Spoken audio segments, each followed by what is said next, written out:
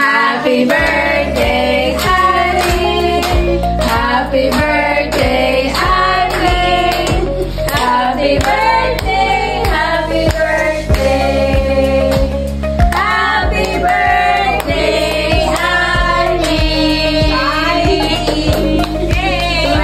Wish ka muna, wish. Wow, wish ka muna.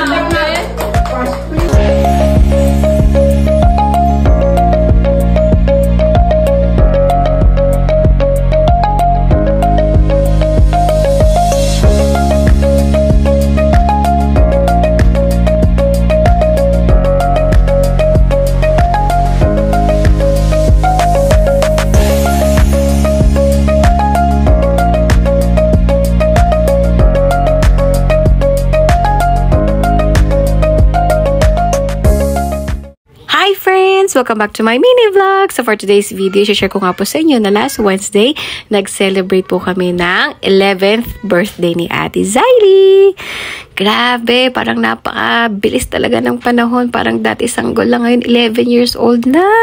Wow! So sa buong taon, February na lang ang walang celebrant na birthday. So from January, March hanggang December, meron kami talagang inaabangan na birthday bawat miyembro ng family. Diba? Napakasaya, napaka-exciting. Kaya every month meron kaming nilook forward na kainan. Char. 11 years ago, I am one of the happiest person na dumating si Ate Ziley sa aming buhay. Kasi yun yung mga panahon or yun yung mga taon talaga na I'm so down and I'm so sad na parang gustong-gusto ko talaga din na magka-baby pero hindi pa talaga sa amin pinagkakaloob yan. Kaya nung dumating talaga si Ate Ziley sa buhay ko, sa buhay namin ay talaga namang sobrang saya ng nararamdaman ko.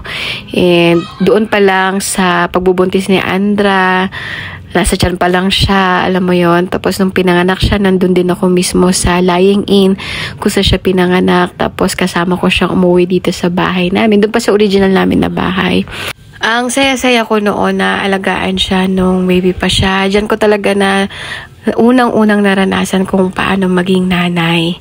Yung magpuyat ka, yung bangag ka kinabukasan, magpaligo, basta alagaan siya. Lahat ng mga usual na ginagawa sa newborn, sa kanya ko talaga unang na-experience. And then, 11 years pass, dalaga na rin talaga si ate. And sobrang masaya din ako dahil sobrang tutok sa kanya yung mga parents niya. Nakikita ko kung ano yung mga magandang potential para sa kanya. So, isa sa mga gusto niyang gawin ay mag-gitara. So, ito, kakanta siya. Pakinggan natin!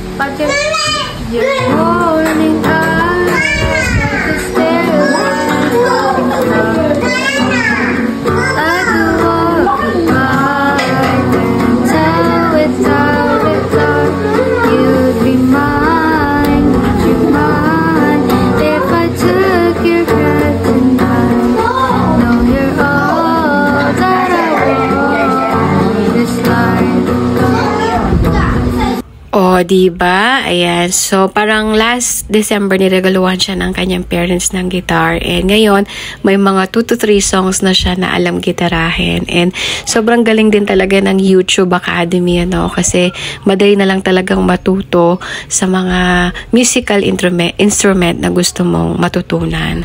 So, thank you very much for watching, friends. And I hope you like it. Pakishare na rin po ng aking videos. Ingat po, babu!